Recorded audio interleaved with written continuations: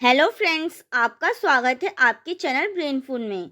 इस वीडियो में हम जो बीए प्रोग्राम के जो स्टूडेंट हैं फर्स्ट सेमेस्टर के, जिनके पास जो डिसिप्लिन सब्जेक्ट में हिस्ट्री है, उसके यूनिट फर्स्ट के बारे में डिस्कस करने वाले हैं। और ये जो यूनिट है ना, ये बहुत ज़्यादा इंपॉर्टेंट यूनिट रहने वाले हैं, क्योंकि एक तरीके से ये आपकी जो हिस्ट्री आप पढ़ेंगे ना, उसका एक तरीके से ये बेस रहेगा। और साथ ही साथ मैं आपको एक चीज़ बता देती हूँ कि मैंने आपको ना इसके सिलेबस की वीडियो ना अपने चैनल पर प्रोवाइड कर रखी है। मैंने इसमें आपको जो सिलेबस है ना, उसको एक तरीके से बहुत अच्छे से एक्सप्लेन कर रखा है। अगर आपने वो वीडियो नहीं देखी हो ना, तो पहले जाकर आप उस वीडियो को देख लेना, क्योंकि जिससे कि आपके माइंड में क्लियरिटी हो जाए कि आपको पढ़ना क्या क्या है। और मैं आपको पहले बता देती हूँ, ये वीडियो आप एंड तक देखेंगे ना, तो आप चाहे कोई सी भी बुक उठाकर देख लेना, आपको कोई कंफ्यूजन नहीं रहेगी इस यूनिट से लेकर। तो आइए हम इस वीडियो को स्टार्ट करते हैं। तो फर्स्टली तो हम ये जान लेते हैं कि इतिहास है क्या। इतिहास को वैसे तो आप जानते हैं कि इंग्लिश में क्या बोलते हैं, हम हिस्ट्री बोलते हैं। बट इतिहास का मतलब क्या है? जो भी चीज़ें मीन्स अतीत में हो रखी है, हमारी जो भी चीज़ क्या हो रखी है, अतीत में हो रखी है, उसी को हमने क्या कहा है, इतिहास कहा है। क्या जो मान लीजिए आज है, और आज से ही जो हमारा पहले वाला जो दिन था वो बीत गया, वो भी हमारा एक तरीके से इतिहास बन चुका है। क्या बन चुका है? इतिहास। अब जो उसमें प्रमुख बातें होती हैं, वो एक तरीके से हमारे इतिहास के लेखन में क्या करी जाती हैं, लिखी जाती हैं। अब हम देखते हैं जो प्राचीन भारत के जो इतिहास का जो अध्ययन है ना, वो हमने 18वीं शताब्दी से करना चालू किया है। पहले तो मैं आपको बता देती हूँ ना, इतिहास है ना हमारा 3 भागों में डिवाइडेबल है। कैसे डिवाइडेबल है? 3 भागों में। कैसे? 3 भागों में बताती हूँ मैं आपको।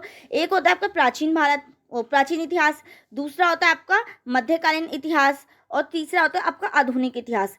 जो आधुनिक इतिहास होता है वो तो मान लीजिए कि हमारा करंट इवेंट है, वो होता है मध्यकालीन, जो बीच का टाइम पीरियड है। और जो प्राचीन इतिहास है ना, वो आपका जब से मान लीजिए आप जब से मनुष्य की उत्पत्ति हुई है ना, तब से ही हमारा वो प्राचीन इतिहास को हम मतलब हम उसको उस रूप में देखते हैं। प्राचीन इतिहास को जब से एक मानव शरीर की मतलब उत्पत्ति हुई है तब से। तो जो हमारा ये इतिहास जो लेखन का जो वो था ना, प्राचीन भारत के इतिहास का जो अध्ययन था, हमने 18वीं शताब्दी से शुरू किया है। और प्राचीन भारत के इतिहास के अध्ययन को या उसके लेखन को एक तरीके से क्या कहते हैं, इतिहास के अध्ययन को इतिहास का लेखन कहा गया जाए। जो इतिहास को पढ़ता है उसको हमने एक तरीके से इतिहास लेखन कहा है। अब हम देख लेते हैं इतिहास लेखन की प्रमुख प्रवृत्तियां। मतलब कि वो इतिहास लिखने की मतलब इतिहास कैसे लिखा गया था, इसका मतलब ये है ना कि इतिहास किस कैसे लिखा गया। तो फर्स्टली तो मैं आपको बता देती हूँ ना कि इतिहास है ना, दो दो के वजह से लिखा गया है। अब वो कैसे? एक तो थे आपके जो प्राच्यवाद, और एक थे आपके भारतवाद।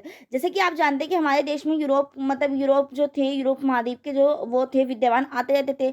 तो मतलब मान लीजिए ना आप कि जैसे कि आप देखती हैं कि जो यूरोप में डच, पुर्तगाली ये सब आया करते थे हमारे भारत के अंदर। तो इनका भी हमारे इतिहास लेखन पे बहुत ज़्यादा प्रभाव पड़ा है। और आप देखेंगे ना, जो जब ईस्ट इंडिया कंपनी आई थी, जो 1600 उसमें ईस्ट इंडिया कंपनी आई थी, तो उस टाइम वो व्यापार करने के मकसद से आई थी। किस मकसद से आई थी? व्यापार करने के मकसद से। तो उस टाइम पे ना उनको एक तरीके से ना बहुत ज़्यादा महत्व दिखने लग गया था हमारे इतिहास को जानने का। जैसे कि यहाँ पे मैंने लिख भी रखा है कि भारतीय प्राचीन इतिहास के अध्ययन शुरू करने में ईस्ट इंडिया कंपनी का महत्वपूर्ण योगदान रहा है। क्योंकि उनकी जिस प्रकार से जिम्मेदारियां बढ़ रही थी ना, उन्हें भारत की भौगोलिक दशाओं के बारे में अध्ययन करना क्या हो गया था, जरूरी हो गया था। और इस कारण से उन्होंने हमारे इतिहास लेखन का एक तरीके से कार्य स्टार्ट किया था। और इसलिए उन्होंने क्या किया था, 1784 में एशियाटिक सोसाइटी ऑफ बंगाल की स्थापना की थी। तब आप जान चुके कि एक तरीके से जो प्रवृत्तियां थी इतिहास लेखन की, इतिहास लिखने की क्यों जरूरत पड़ी थी, इतिहास कैसे लिखा गया था। अब इसमें दो विद्वानों का सबसे ज्यादा महत्व है। एक तो आपके प्राच्यविद जो आपके यूरोप के हो जाते हैं विद्वान, और एक होते हैं भारतविद जो हमारे भारत के विद्वान हो गए। अब इसमें हम देखते हैं कि भारतीय इतिहास लिखने में यूरोपीय विद्वानों का दबदबा रहा है। अब खास तौर पर सर विलियम जॉन्स और जॉर्ज विली मुख्य भूमिका निभाई है, जिसने भारतीय इतिहास को समझने में क्या करी है, महत्वपूर्ण भूमिका निभाई है। और इसके अलावा जो मैक्स मुलर थे ना, खास रहे थे वह कभी मतलब एक तरीके से ना वो हमारे वो क्या कहते हैं, वो कभी भारत तो नहीं आए थे, लेकिन उन्होंने ना अपना ज़्यादातर जो समय था ना इंग्लैंड में ही बताया था। और वहाँ भारतीय पुरातत्व विभाग में काम किया। और भारतीय इतिहासकारों ने भी जमकर ब्रिटिश पुरातात्विक अधिकारियों को चुनौती दी थी। आप देख सकते हैं कि एक तरीके से ना यूरोप का बेशक ही दबदबा रहा था हमारे वो इतिहास लेखन को लेकर, क्योंकि उनको एक तरीके से उनको नीड लगने लग गई थी, हाँ कि हम अगर वो हमारे देश के अंदर आ रहे हैं तो उनको पहले हमारे एक मीन्स हमारे भारत का इतिहास उनको पता होना चाहिए, तभी वो एक तरीके से हम पे क्या कर सकते हैं। उनका आपने देखा ही था कि उन्होंने क्या किया था, हम पे एक तरीके से रूल स्टेब्लिश कर लिया था। जो ईस्ट इंडिया कंपनी आई थी, तो ब्रिटिश वो जो थे, तो उन्होंने हम पे क्या कर लिया था, एक तरीके से हमने रूल स्टेब्लिश कर लिया था। तो वो इसी वजह से हुआ था। तो अब जैसे कि आप देखते हैं जैसे कि मैंने आपको बताया ना कि इसमें क्या कहते हैं, जो हमारे भारतीय इतिहास लेखन में दो लोगों की सबसे ज़्यादा महत्व रही थी, एक तो प्राच्यवाद और एक तो भारतवाद। इसमें क्या थे, हमारे यूरोप के लोग थे, इसमें हमारे यूरोप के और इसमें इंडिया के लोग थे हमारे। तो वैसे तो हमारा जो इतिहास लेखन का जो कार्य था ना, वो यूरोप के उन्होंने किया था, क्योंकि जब वो हमारे देश में आने लग गए थे तो उसमें पुर्तगाली, डची ये सब आया करते थे। तो उन्होंने एक तरीके से उनको एक नीड लगने लग गई थी कि हमारे इतिहास के बारे में उनको क्या करना है, एक तरीके से पढ़ना है। बट हमारे जो भारतीय थे वो भी इस चीज़ में क्या नहीं थे, पीछे नहीं थे। और मैंने आपको बताया भी कि कौन कौन एक तरीके से जो हमारे यूरोप में जो विद्वान थे वो कौन कौन से महत्व विद्वान थे, जिसमें आपके विलियम जेम्स और जॉर्ज विली क्या है, उनकी भूमिका महत्वपूर्ण है। तो यही चीज़ है। तो उन्होंने ना भारतीय इतिहास के बारे में अधिक जानकारी थी और उन्होंने भारतीय संस्कृति को ध्यान रखते हुए इतिहास अध्ययन शुरू कर दिया था, जिसमें एल के अयंगर, के आर के भंडारी और एल आर मिश्रा खास थे। इनकी विद्वानों को जो इम्पोर्टेंट जो विद्वान है इनके बारे में मैंने आपको बता रखा है। इस तरह है ना, भारतीय और यूरोपीय इतिहासकारों ने प्राचीन भारत के इतिहास के अध्ययन के लिए जितने भी स्रोत मिले हैं उन सभी स्रोतों को क्या करा है, दो भागों में बांटा है। पहला है आपका पुरातात्विक और दूसरा है आपका क्या है, साहित्यिक स्रोत। इसमें मैं अब आपको बताऊंगी कि जो आपका इतिहास लेखन था, इन्होंने तो एक तरीके से इतिहास हमारा जो लेखन का कार्य था इन्होंने कर दिया था। बट अब हमारे जो इतिहास है ना उसको हमने दो भागों में बांट रखा है। जो इतिहास का एक तरीके से हमारे जो प्राचीन इतिहास का स्रोत है उनको हमने दो भागों में। स्रोत का मतलब क्या होता है, अब आपको पता होगा, स्रोत का मतलब होता है सोर्सेज, जो हमने जहाँ से अपने एक तरीके से जो हमने अपने इतिहास के बारे में बातें इकट्ठी करी हैं, हमें अपने इतिहास के बारे में जहाँ से पता चलता है, हम उसी को स्रोत कहते हैं। उससे पहले मैं आपको एक चीज़ बताती हूँ, जैसे कि मैंने आपको बताया था कि हमारे जो भारतीय विद्वान थे वो भी इस कार्य में क्या नहीं थे, पीछे नहीं थे। तो इसी में यही है ना कि जो आरंभिक भारत में भले ही आधुनिक ढंग से इतिहास लेखन का अभाव था, जो हमारा भारत था उसमें बेशक ही जो आधुनिक ढंग से हम इतिहास का लेखन नहीं कर पा रहे थे, परंतु जो भारतीयों में ऐतिहासिक जो चेतना का अभाव नहीं था, उनमें ये नहीं था कि उनमें ये चेतना ही नहीं थी ऐतिहासिक, बट वो बेशक ही आधुनिक ढंग से नहीं लिख पा रहे थे। और प्राचीनतम संस्कृत पाठों में हमें अनेक ऐतिहासिक जानकारियाँ मिलती हैं। बेशक कि हमारे जो इतिहास है वो हमारा आधुनिक ढंग से नहीं है, परंतु जो हमारा इतिहास है उसमें हमारे सांस्कृतिक पाठों में अनेक जो हमारी ऐतिहासिक जानकारियाँ प्राप्त होती हैं। जैसे हमारे वैदिक ग्रंथों में आए आर्यों के नहीं अपितु अन्यों के राजनीतिक संगठन, समाज एवं धर्म के बारे में हमें पता चलता है। वैदिक ग्रंथों से, वेदों से, पुराणों से, इन सब से हमें अपने इतिहास के बारे में पता चलता है। बेशक कि हमारा ये जो ढंग था वो आधुनिक नहीं था, परंतु हमें अपने इतिहास जो हमारे जो भारतीय विद्वान थे उन्होंने इसको ऐतिहासिक एक तरीके से वो करा था, ऐतिहासिक तौर पे बनाया था। ऐसे जो कालांतर में लिखे गए महाकाव्य भारतीय सभ्यता के गौरव ग्रंथों की भांति देखे जाते हैं। हालांकि जो महाकाव्यों के पात्रों और घटनाओं की ऐतिहासिक संदिग्धता रही है, फिर भी इनसे भारतीय समाज की विचारधारा का क्या पता चलता है हमें। तो यही चीज़ है कि इसे महाकाव्य हो गए, जिसमें हमारे रामायण हो गए, महाभारत हो गए, इन सबसे भी हमारे भारतीय इतिहास के बारे में हमें क्या पता चलता है। सबसे महत्वपूर्ण, इन्होंने भारत के इतिहास लेखन की एक परंपरा को क्या कर दिया था, जन्म दे दिया था। नेक्स्ट आपका कि कालांतर में ये प्रवृत्ति चरित्र काव्य परंपरा में विकसित हुई। प्राचीन भारत के इतिहास लेखन की एक अन्य विशिष्ट परंपरा पुराणों के रूप में विकसित हुई है। अनेक पुराणों में हमें भारत के शासन करने वाले प्राचीन शासक जैसे मौर्य, सप्तवाहन, गुप्त, इन सब के बारे में आपके सिलेबस का ही पॉइंट है एक तरीके से देखा जाए ना, तो कि आपका जितने भी आप अभी हिस्ट्री पढ़ेंगे ना अपने फर्स्ट सेमेस्टर की, उसका ये बेसिक चैप्टर है और इससे एक ना एक क्वेश्चन जरूर आता है। इट मान लीजिए एक क्वेश्चन भी आता है तो आपका 20 या 15 मार्क्स का तो होगा ही होगा। तो इसलिए इस चैप्टर को बहुत ध्यान से पढ़ना। बेशक कि आपको थोड़ा सा यहाँ पे बोरिंग लग रहा होगा, बट जैसे कि आप आगे बढ़ेंगे तो आपको ये बहुत ज़्यादा इंटरेस्टिंग लगने वाला है। ये मतलब आपको मैं इतने अच्छे से बताऊंगी ना कि मैं कह तो नहीं हूँ 101% है। आपका किसी भी बुक से दोबारा से इस वीडियो को देखने के बाद पढ़ते ना, तो आपको कोई बुक ऐसी नहीं होगी जो आपको समझ ना आए। तो इसको एक बार जरूर देखना। ऐसे ही कि इसका कुछ कारण है ना, पुराण, वायु पुराण, विष्णु पुराण, मत्स्य पुराण, भगवत पुराण अत्यंत इतिहास ग्रंथ भी हैं और पुराणों का इतिहास मानना संभव नहीं है। और इसमें मैं आपको बता देती हूँ ना एक क्वेश्चन जीके का, कि जो हमारा पुराणों में सबसे पुराना पुराण कौन सा है, हमारा मत्स्य पुराण है। तो अब आपने देख लिया कि किस टाइप से जो हमारे भारतीय विद्वान थे वो भी पीछे नहीं रहे थे हमारे इतिहास लेखन के कार्य को लेकर। अब हम देख लेते हैं कि प्राचीन भारतीय इतिहास के स्रोत क्या हैं। अब सोर्सेज क्या है, मैंने आपको बता दिया कि इतिहास का सोर्स क्या होता है, जहाँ से हमें अपने इतिहास के बारे में क्या करें पता चलता है। तो इसकी दो सोर्सेज हैं, वैसे तो इसमें ना 3 है, आपको मैं बता देती हूँ। आपके 3 सोर्सेज है इसमें, जैसे कि मैंने आपको लिख रखा है कि प्राचीन भारतीय इतिहास के संदर्भ में जानकारी जुटाने के क्रम में हमें विभिन्न स्रोतों का सहारा लेना पड़ता है। प्राचीन इतिहास को जानने के लिए निम्नलिखित 3 मुख्य स्रोत हैं। अब वो कौन कौन से, एक तो आपका पुरातात्विक स्रोत हो गया, दूसरा आपका साहित्यिक और तीसरा आपका विदेशी यात्रियों का विवरण। अब मैं आपको इसका एक एक वर्ड का मतलब बताती हूँ, क्योंकि आपको ऐसे तो मैंने बता दिया कि ये सोर्सेज है, बट वो क्या मतलब है। अब जैसे आप देखते हैं साहित्यिक, साहित्यिक में मतलब किसी भी लेखन के थ्रू आपको पता चल रहा हो अपने इतिहास के बारे में। जैसे कि आप पहले पढ़ते भी थे कि जब आपने छोटी क्लास में हिस्ट्री पढ़ी होगी तो उसमें आपने देख रखा होगा कि पहले तार के पत्रों पे क्या किया जाता था, लेख लिख के छोड़ दिया जाता था, या पत्थरों के ऊपर आपके खुदे हुए अक्षर पाए जाते थे, गुफाओं में पत्थरों पे लिखे जाते थे। तो ये सब क्या था, एक साहित्य ही तो था। तो यही चीज़ है पुरातात्विक, जिसमें हमें पुराने तरीके से, हमें एक तरीके से अपने इतिहास के बारे में जानने को मिलता है, और एक विदेशी यात्रियों के विवरण के थ्रू। अब विदेशी यात्रियों के, जैसे कि आप जानते हैं कि हमारे जो भारत है उसमें बहुत से विदेशी लोग आते थे, मतलब एक तरीके से, और यहाँ का विवरण लेकर जाते थे, इनके हमारे भारत के बारे में लिख कर भी जाते थे। जैसे कि आपने पढ़ भी रखा होगा कि जो चीनी यात्री कितने सारे हमारे आए हैं, हिनसांग, ये सब क्या थे, एक तरीके से ये सब विदेशी यात्री थे, और इन्होंने अपने हमारे भारत के इतने इतिहास के लेखन का इन्होंने लिख रखा है, हमारे भारत के बारे में लिख रखा है, तो वो एक तरीके से हमारा इतिहास लेखन भी इन्होंने करके गए थे। तो यही मेन सोर्सेज है आपके भारतीय इतिहास के स्रोतों को जानने के लिए। अब यहाँ से आपको बहुत अच्छे से समझ में सब कुछ आने वाला है धीरे धीरे।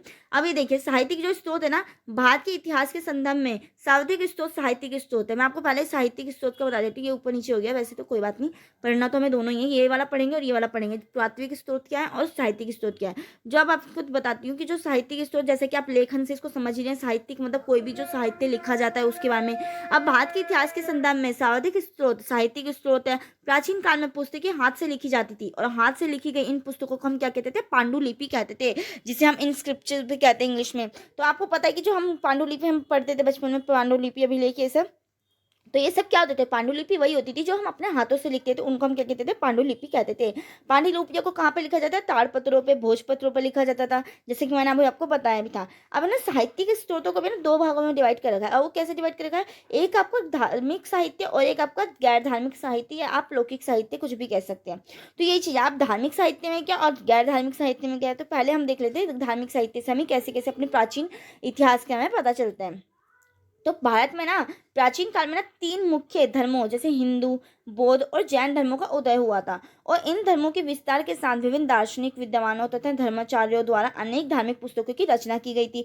जैसे कि आप जानते हैं कि बुद्ध की जातक कथाएं हैं, जैन धर्म की वो आगम कथाएं हैं। तो ये सब क्या है, एक तरीके से, ये एक तरीके से हमारे, एक तरीके से हमारे इतिहास के लेखन का ही तो कार्य है ना। तो यही चीज़ है, हमें अपने जो इतिहास के हमें कहाँ से पता चलता है, इन्हीं सब बुकों से, इन्हीं सब पुस्तकों से की रचनाओं से हमें अपने इतिहास के बारे में पता चलता है। और इन रचनाओं में प्राचीन भारत के समाज, संस्कृति, स्थापत्य, लोगों की जीवन शैली कैसी थी, अर्थव्यवस्था हमारी कैसी थी, इसकी महत्वपूर्ण जानकारी हमें प्राप्त होती है इनकी रचनाओं से, पुस्तकों से, जो पांडुलिपि लिखी जाती है, एक तरीके से जो ताड़पत्रों पे लिखे जाते हैं, इन सभी से हमें अपने प्राचीन भारत के बारे में पता चलता है। अब धार्मिक साहित्य की प्रमुख रचनाएं निम्नलिखित है, उन सब के बारे में हम पढ़ते हैं, कौन कौन सी हमारी जो साहित्यिक एक तरीके से रचनाएं हैं, इसमें हम देखते हैं। तो आपके जैसे फर्स्ट तो आपका हो गया हिंदू धर्म से संबंधित साहित्य। अब हिंदू धर्म से संबंधित क्या साहित्य है, इसमें जो हिंदू धर्म विश्व का सबसे प्राचीनतम जो पुराना धर्मों में से एक है, और प्राचीन भारत में इसका उदय होने से प्राचीन भारतीय समाज की विस्तृत जानकारी हिंदू धर्म से संबंधित पुस्तकों से मिलती है। हिंदू धर्म में ना अनेक ग्रंथ हैं, जैसे पुस्तकें, महाकाव्य, महाकाव्य में मैं आपको बता देती हूँ, रामायण और महाभारत को ही हम महाकाव्य कहते हैं, महाकाव्य इत्यादि की रचना की गई हैं। और इनसे प्रमुख रचनाएं इस प्रकार से, जैसे वेद हो गए, वेदांग हो गए, उपनिषद, स्मृतियाँ, पुराण, रामायण एवं महाभारत। इनसे ऋग्वेद सबसे प्राचीन है। जो ऋग्वेद है हमारा, एक तरह से अभी मैं वेद में आपको अच्छे से बताऊंगी कि ऋग्वेद में क्या क्या है और इन सब में हमें क्या क्या जानकारियाँ मिलती हैं। पहले तो आपने देख लिया कि कैसे एक तरीके से हमें अपने हिंदू धर्म से संबंधित जो साहित्य है हमें वो कैसे हमारे एक तरीके से हमारे अपने इतिहास के हमें बताता है। इन धार्मिक ग्रंथों से प्राचीन भारत की राज्य व्यवस्था कैसी थी, धर्म कैसा था, संस्कृति कैसी थी, समाज व्यवस्था कैसी थी, इन सब के बारे में हमें कैसी मिलती है, विस्तृत जानकारी मिलती है। तो आपने देख लिया कि किस टाइप से हमारा जो धार्मिक साहित्य है वो हमें एक तरीके से कैसे हमें अपने जो पुराने एक तरीके से जो प्राचीन भारत के इतिहास के हमें कैसे पता चलता है। सेकंड पॉइंट है आपका वेद। अब वेदों से भी आपको अपने प्राचीन भारत का इतिहास का पता चलता है। अब वेद कैसे होगा, अब आप जानते हैं कि जो वेद है हमारे वो कितने हैं, 4 हैं। कौन कौन से, एक तो ऋग्वेद हो गया आपका, यजुर्वेद हो गया, सामवेद हो गया और एक अर्थवेद हो गया। जो आपका ऋजुवेद है ना, ये सबसे पुराना एक तरीके से आपका वेदों में से है। सबसे पुराना वेद कौन सा आपका, यजुर्वेद, यजुर्वेद बोल रही हूँ, ऋग्वेद है। कौन सा ऋग्वेद है, सबसे पुराना ऋग्वेद है। और उसके बाद जो आपका नया जो एक तरीके से वेद है वो आपका क्या है, अर्थदेव, कौन सा है, अर्थवेद है आपका। तो यही चीज़ है। अब मैं आपको बताती हूँ कि हिंदू धर्म में वेद अति महत्वपूर्ण साहित्य है और वेद की जो कुल संख्या है वो कितनी है, 4 है। जैसे कि मैंने आपको बता दिया, ऋग्वेद है, यजुर्वेद है, सामवेद और अर्थवेद है। इसमें सबसे पुराना ऋग्वेद है और सबसे नया एक तरीके से अर्थवेद है। और ऋग्वेद विश्व की सबसे प्राचीनतम पुस्तकों में से एक है। इसकी जो रचना है ना, वो 1500 से 1000 ईसा पूर्व के समय काल में की गई थी। अब ये आप जानते होंगे, ईसा पूर्व मतलब बीसी और एडी। बीसी को हम ईसा पूर्व कहते हैं और एडी को हम ईस्वी कहते हैं। तो यही चीज़ है। जबकि जो यजुर्वेद है, सामवेद है, अर्थवेद की रचना लगभग इतने हजार से 500 ईसा पूर्व के समय काल में की गई थी। और ऋग्वेद में देवताओं की जो स्तुति है, यजुर्वेद का संबंध यज्ञ से, नियमों से है, और जो अन्य जो धार्मिक विधानों से होता है, और सामवेद का यज्ञों के मंत्रों से। जबकि अर्थवेद में धर्म, औषधियाँ और रोग निवारण इत्यादि के बारे में पता चलता है। मतलब इन्होंने बताया ना आपको कि ये आपने देख रखा है, जो वेद होता है उसमें आपको एक तरीके से आपके गायत्री मंत्र मिलते हैं उनके मंडलों में। जो तीसरा मंडल होता है आपका, उसमें गायत्री मंत्र के बारे में हमें पता चलता है। ऐसे जो आपको यजुर्वेद होते हैं, इसमें आपको जो आपके धर्म यज्ञ, वो यजुर्वेद में यज्ञ के नियमों और धार्मिक जो हमारे धार्मिक जो विधि विधान होते हैं इनके बारे में पता चलता है। ऐसे ही आपको जो सामवेद होता है वो आपके जो यज्ञों में जो मंत्र पढ़े जाते हैं ना, उसका पता चलता है। और अर्थवेद में आप अगर ना इसको देखेंगे ना, अर्थवेद में हम धर्म, औषधियाँ और रोग निवारण के बारे में पता चलता है। तो यही चीज़ें हैं। अब नेक्स्ट आपका अरण्यक। अब अरण्यकों से आपको कैसे पता चलता है, आपके प्राचीन भारत का, आपको प्राचीन भारत के इतिहास का कैसे पता चलता है, अरण्यक के थ्रू। तो अरण्यक वर्ड का मतलब पहले तक आप जान लीजिए कि अरण्यक वर्ड का मतलब क्या होता है। अरण्यक, तो ये अरण्यक जो शब्द है ना, वो अरण्य से बना हुआ है, जिसका अर्थ होता है वन। अब वन में मतलब क्या समझते हैं, जो वन से हमें एक तरीके से, आपने देखा होगा जो पहले के टाइम पे अरण्यक वह धर्म ग्रंथ है ना, जिन्हें वन में ऋषियों द्वारा क्या किया जाता था, लिखा जाता था। ऋषि लोग इसमें लिखते थे। जैसे कि आप जानते हैं कि जो ऋषि लोग होते थे वो वन में जाके तपस्या करते थे। तो ये उसी टाइम पे लिखे जो गए जो ग्रंथ होते हैं ना, उससे हमें अपने एक तरीके से इतिहास का पता चलता है। अन्य ग्रंथों में अध्यात्म एवं दर्शन का वर्णन है। इनकी विषय वस्तु काफी गुण है। और आर्य की जो रचना ग्रंथों के बाद हुई है, और यह अलग अलग वेदों के साथ क्या होते हैं, संलग्न होते हैं। परंतु अर्थवेद को किसी भी अन्य से नहीं जोड़ा जा सकता। जो हमारा अर्थवेद है वो ये नहीं कि इसकी मीन्स इससे रिलेटेड है, वो इससे रिलेटेड नहीं है।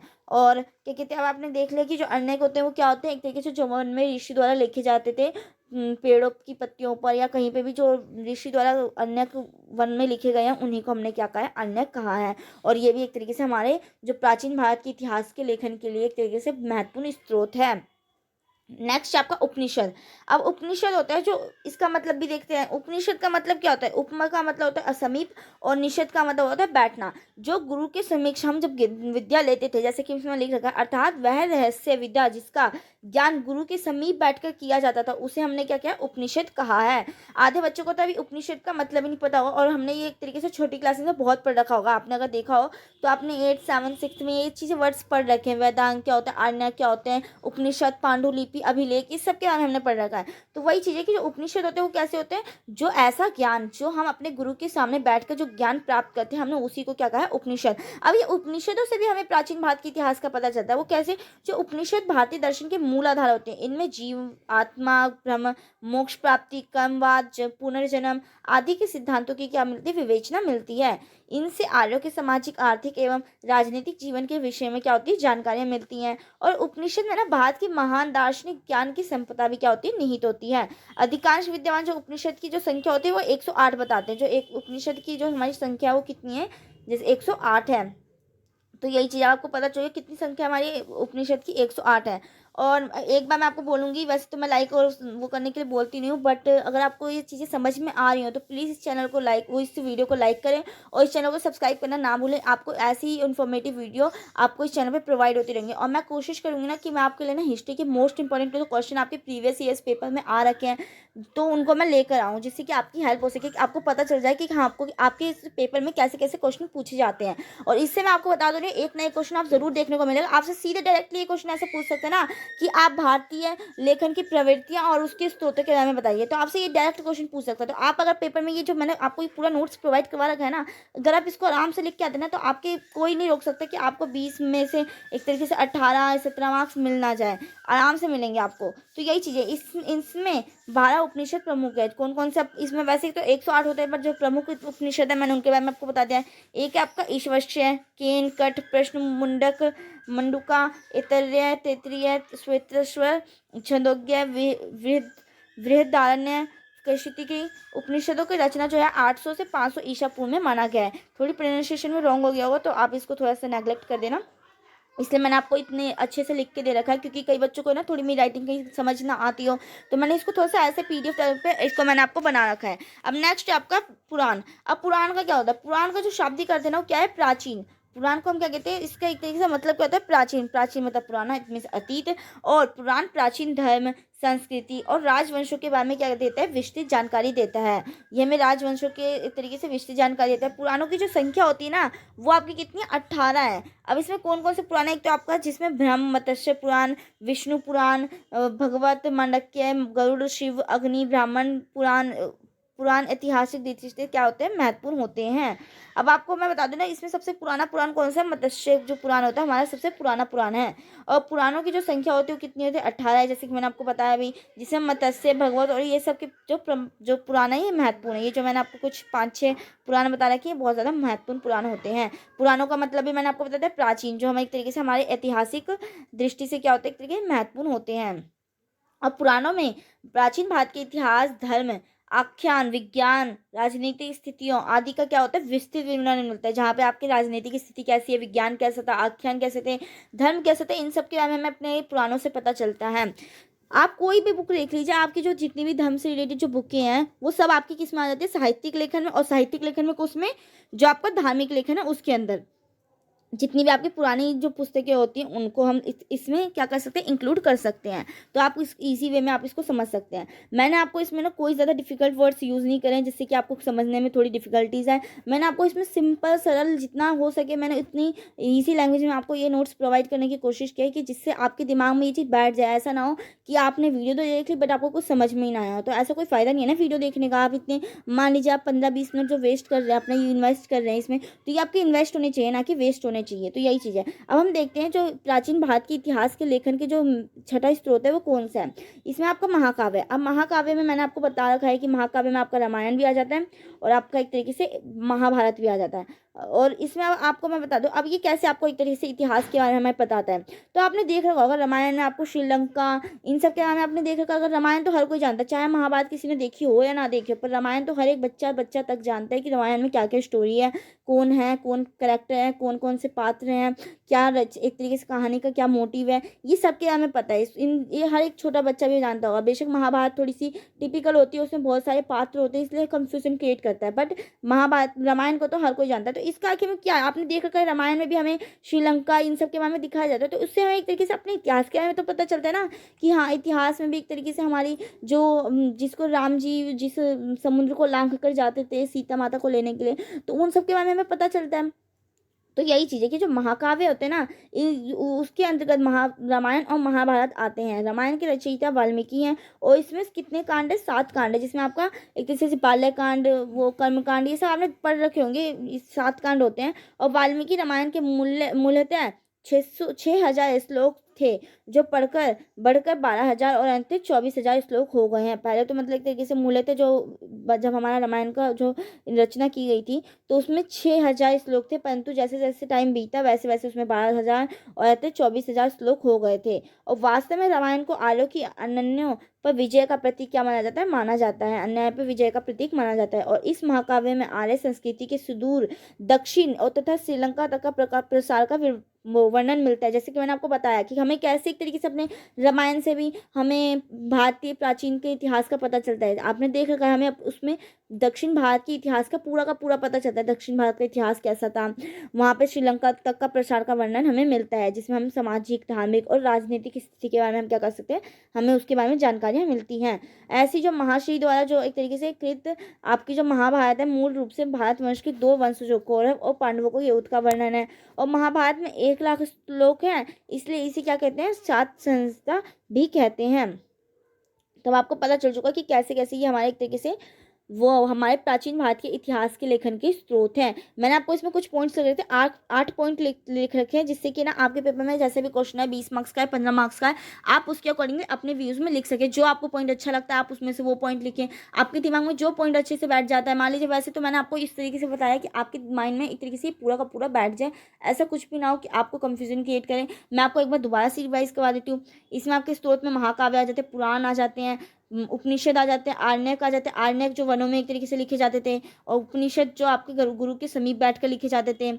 उसके बाद में हमें वो हमारे भारतीय इतिहास के बारे में बताता है। वेद हो गए, वेदों से हमें ऋग्वेद में, यजुर्वेद में हमें यजुर्वेद में नियमों और इन सब के बारे में पता चलता है। जैसे मैंने आपको बताया था, इसमें हमें यजुर्वेद से नियमों और अन्य जो हमारी जो अन्य धार्मिक विधि विधान होते हैं कि कैसे हमें पूजा पाठ करनी चाहिए। जो आप आजकल भी पूजा पाठ करते हैं, वो एक तरीके से हमारे जो पुराने, जो हमारे प्राचीन भारत में जो वेद रहे हैं, उनसे ही हमें इस चीज़ का ज्ञान होता है। हम कोई अपने आप से कोई भी विधि विधान नहीं बना लेते हैं। हमें ये जो पुराने टाइम में आप देखते होंगे, आपने सुना होगा कि आप अगर मम्मी से अपनी पूछते हैं कि मम्मी ऐसा क्यों होता है, तो आपकी मम्मी बोलती कि बेटा तुम्हारी दादी ऐसा करती थी, दादी ने कहा कि बेटा हाँ मेरी मम्मी ऐसा करती थी। मतलब पीढ़ी दर पीढ़ी ये चलता रहता है। और वो जो फर्स्ट होता है वो कहाँ से ये चीज़ ज्ञान प्राप्त करता है, वो सब ये जो हमारे वेद होते हैं उनसे ही हमें उनको पता चलता है।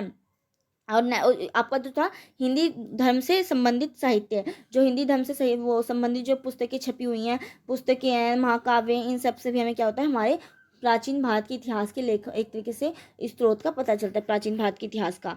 तो अब आपने देख लिया। अब मैं 7th और 8th पॉइंट आपको बता देती हूँ। इसमें आपका बौद्ध धर्म से संबंधित साहित्य है। इसमें जो दो बौद्ध धर्म में जो संबंधित जो साहित्य लिखे गए थे, उससे भी हमें एक तरीके से अपने प्राचीन भारत के बारे में पता चलता है।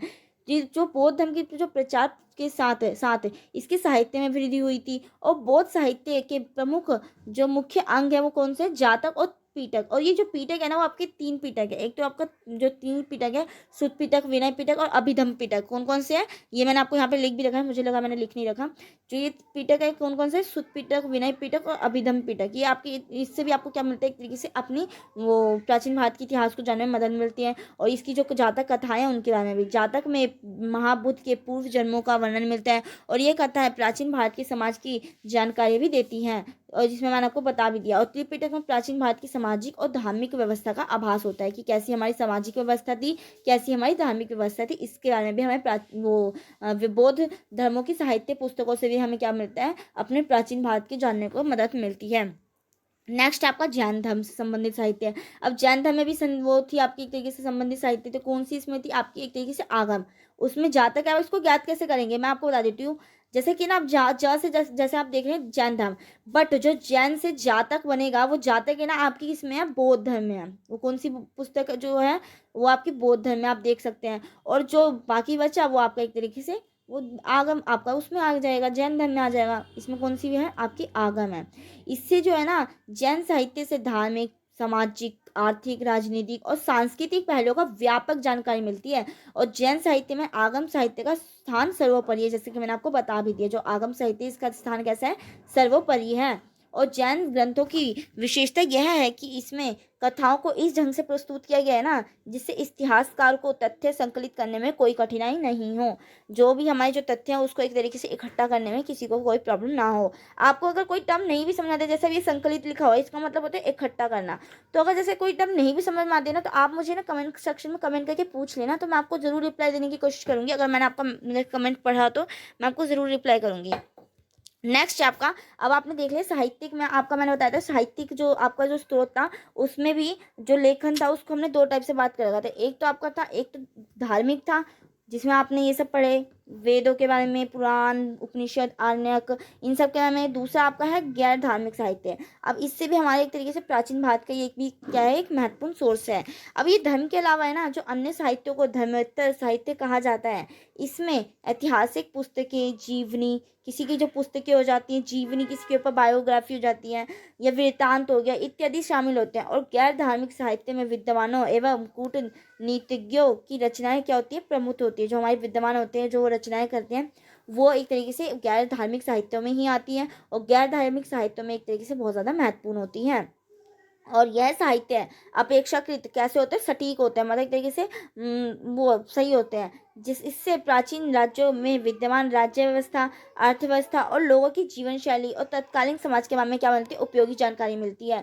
जैसे कि आप जानते हैं कई कई जो पुस्तकें होती हैं, वो एक तरीके से, अब आपने जैसे कि वो देख रखी होगी, जो कुछ कुछ जो पुस्तकें होती है ना, वो हमारी राज्य व्यवस्था के बारे में बताते हैं, जो उस टाइम पे जो शासन कर रहे होते हैं लोग, उनकी राज्य व्यवस्था के बारे में बताते हैं। तो हमें पता चलता है कि हाँ, उस टाइम पे ऐसा कुछ हुआ करता था, वहाँ की जो राज्य व्यवस्था थी वो उस टाइप की थी। अगर आपने जैसे कुछ कुछ पॉइंट आपने बुक्स देखी होंगी जो हमारे एक तरीके से इतिहास के लेखन से ही रिलेटेड है, तो उसमें हमें अपने इतिहास के बारे में पता चलता है कि हाँ, उस टाइम पे राजा महाराजा जो लोग होते थे वो इस टाइप से रहते थे। आप बोलते भी हैं कि उस टाइम पे तो ना राजा महाराजा इस टाइप से रहते थे, राजाओं का शासन होता था, हमारी जो प्रणाली होती थी वो कैसी होती थी, वंशज होती थी, कि राजा का बेटा राजा बनता था। तो ये सब आपको कहाँ से पता चलता है? ये सब आपको उन पुस्तकों से ही तो पता चलता है ना, जो उस टाइम पे जितने भी विद्यमान रहे होंगे, उन्होंने पुस्तकें लिखी होंगी, उसके अंदर उन्होंने राज्य व्यवस्था का वर्णन वर्णन किया होगा, तो उसी से हमें राज्य व्यवस्था के बारे में पता चलता है, अर्थव्यवस्था के बारे में पता चलता है, जो लोगों की जीवन शैली उस टाइम पे कैसी थी, लोग क्या खाना पसंद करते थे, उनकी संस्कृति कैसी थी, इन सब के बारे में हमें उसी से पता चलता है।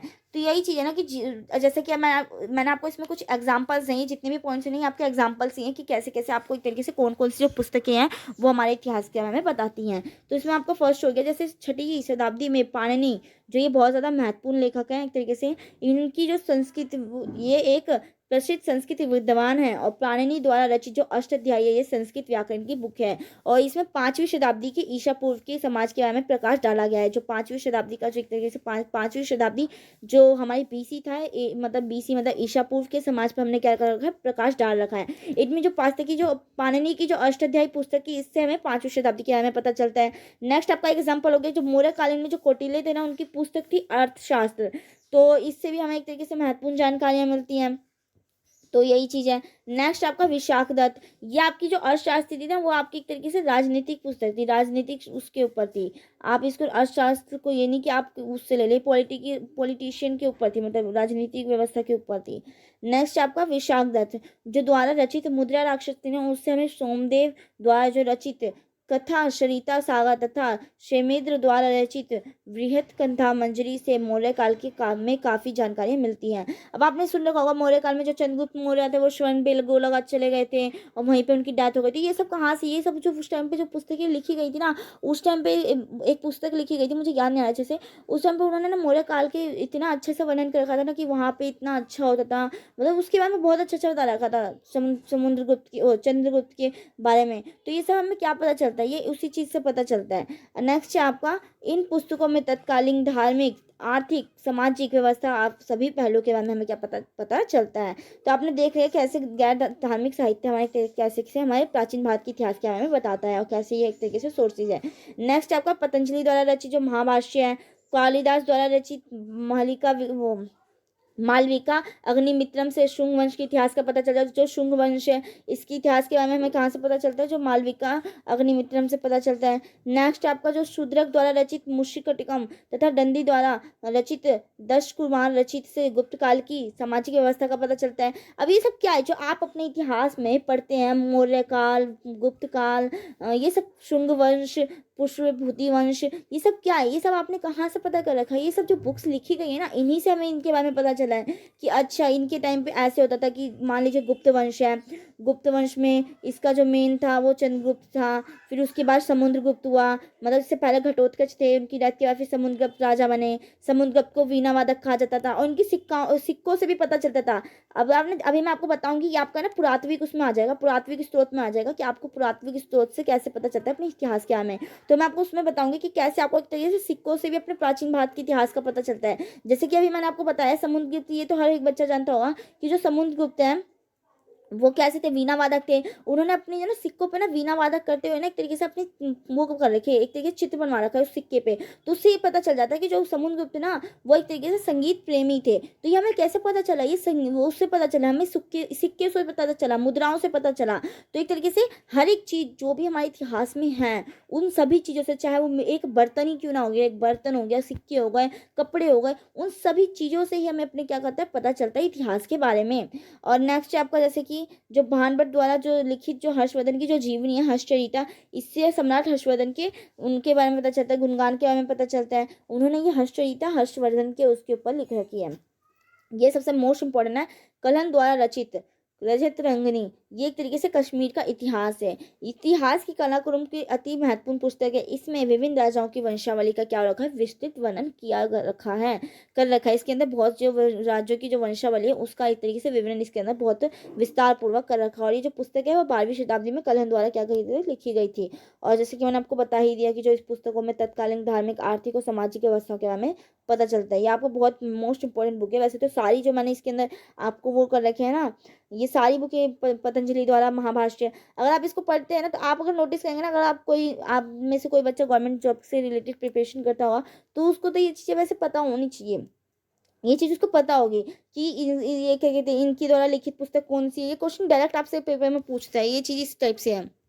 अब हम देखते हैं जो आपका एक तरीके से प्राचीन भारत की स्रोत में आपका जो दूसरा स्रोत था कौन सा, पुरातात्विक स्रोत। अब पुरातात्विक स्रोत में क्या है, जो प्राचीन भारत के अध्ययन के लिए ना पुरातात्विक जो सामग्री है ना वो सार्वधिक प्रामाणिक है। इसके अंतर्गत आपकी जो है ना कुछ कुछ, जैसे कि मैंने आपको बताया, मूर्तियाँ, चित्रकला, स्मारक, जो आपके भवन बने हुए हैं, घर बने हुए हैं, सिक्के बने हुए हैं, अभिलेख हैं, इन सब से एक तरीके से हमें अपने वो इतिहास के एक तरीके से स्रोत का पता चलता है। इतिहास लेखन के स्रोत का पता चलता है, जो हमारा इतिहास कैसा रहा है इसके बारे में हमें पता चलता है। जैसे कि मैंने आपको बताया, अब आप देखेंगे स्मारक, अब आप सोचेंगे स्मारक से हमें कैसे पता चलता है अपने इतिहास का। जैसे आप देखते हैं, आप कुतुब मीनार हो गए, ताजमहल हो गया, ये सब क्या है, ये सब यही तो है ना कि हमें ये अपने इतिहास के हमें बताता है कि अच्छा इतिहास के टाइम पे ऐसा होता था, या कुछ ऐसे एक तरीके से हमारे। अब ये जो हड़प्पा सिविलाइजेशन के बारे में अभी मैं आपको पढ़ाऊंगी, जो आपका नेक्स्ट चैप्टर है इसमें, तो वो इसी के ऊपर है। तो ये जो हड़प्पा सिविलाइजेशन थी ये क्या था, एक तरीके से इसमें हमारे जो बने हुए थे मोहनजोदड़ो सभ्यता थी,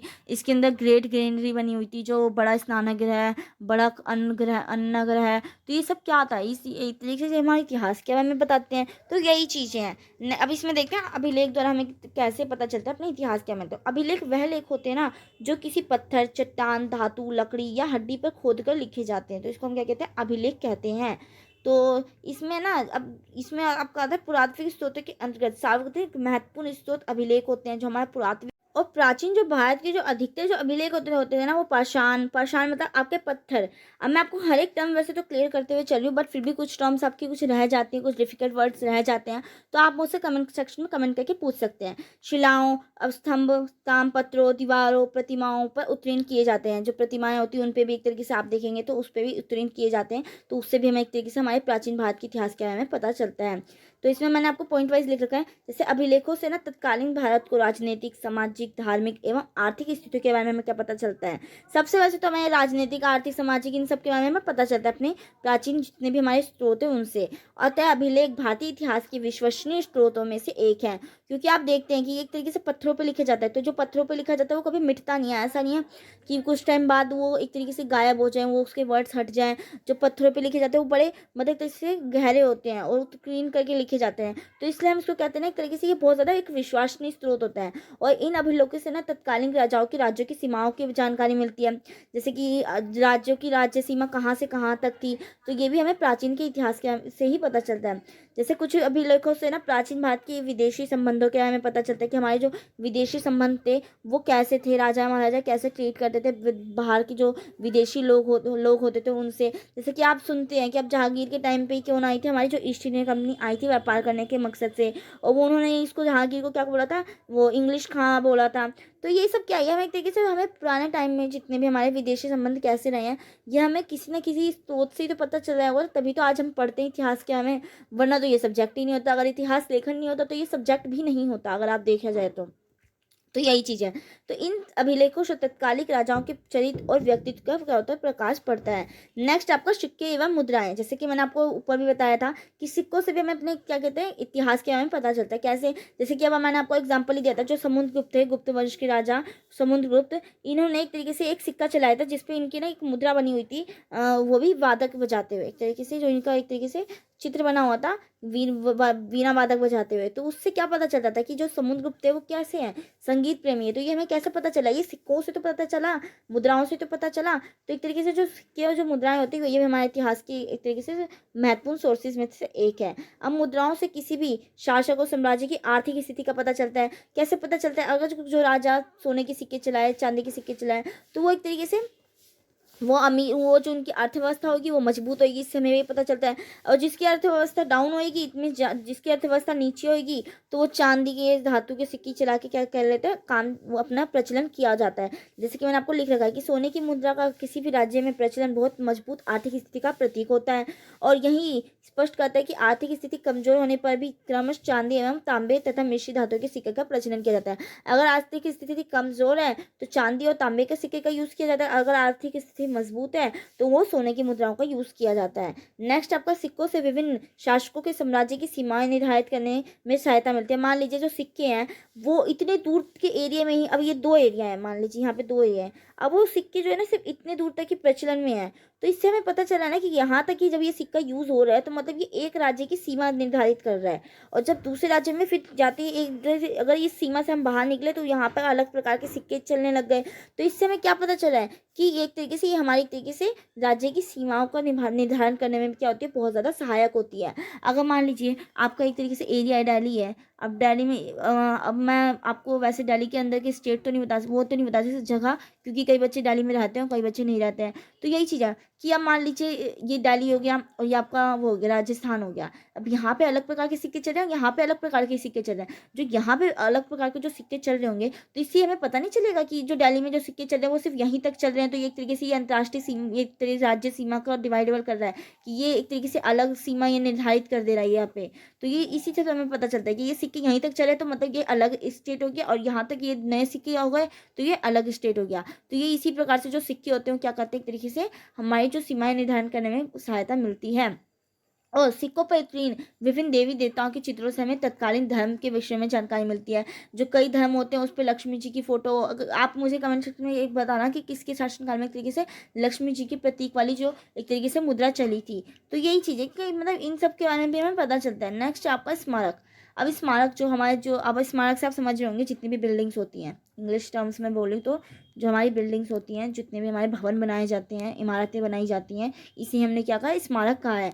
जिस प्रकार अभिलेखों के माध्यम से प्राचीन भारतीय इतिहास की राजनीतिक पक्ष की जानकारी हमें मिलती है। अभिलेख हमें क्या बताते हैं, प्राचीन भारत की जो राजनीतिक एक तरीके से हमें हमारा इतिहास के बारे में बताते हैं। उसी प्रकार से हमें ना जो स्मारकों द्वारा है ना प्राचीन भारत की सांस्कृतिक और धार्मिक जीवन का एक तरीके से हमें क्या होता है, ज्ञान प्राप्त होता है। और जो स्मारक से तात्पर्य आप समझ क्या सकते हैं, जो प्राचीन जो हमारे भवन होते हैं, मैंने आपको बता ही दिया, वैसे तो दोबारा मुझे बताने की जरूरत नहीं है स्मारक से क्या मतलब है।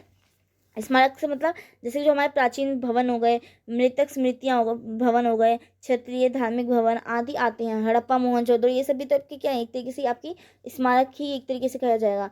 क्योंकि यहाँ पे एक तरीके से हमारी क्या हुई थी, ये सभ्यता बसी हुई थी, हड़प्पा मोहनजोदड़ो, तक्षशिला, नालंदा विश्वविद्यालय, इन सब के हमें अपने पढ़ रखा होगा, हस्तिनापुर, बनावली आदि के स्मारकों से तत्कालीन वस्तुकला, नगर नियोजन, सामाजिक स्थिति, धार्मिक स्थिति और सांस्कृतिक स्थिति का पता चलता है। जो हमारी जो इमारत होती है वो बहुत सी चीज़ों को हमारी एक तरीके से इंडिकेशन देती है, इंडिकेट करती है बहुत सी चीज़ों पर, चाहे वो आपकी सामाजिक स्थिति वहाँ की कैसी थी या चाहे आपकी धार्मिक स्थिति कैसी थी। क्योंकि जैसी धार्मिक स्थिति होगी उसी टाइप से हमारी जो इमारत होती है उसका वो स्ट्रक्चर बना होता है। और या तो सांस्कृतिक कैसी थी, उसके अंदर सांस्कृतिक चीज़ें इन्वॉल्वमेंट कैसी कैसी की गई हैं, तो उससे हमें सांस्कृतिक उसके बारे में पता चलता है, इतिहास के बारे में।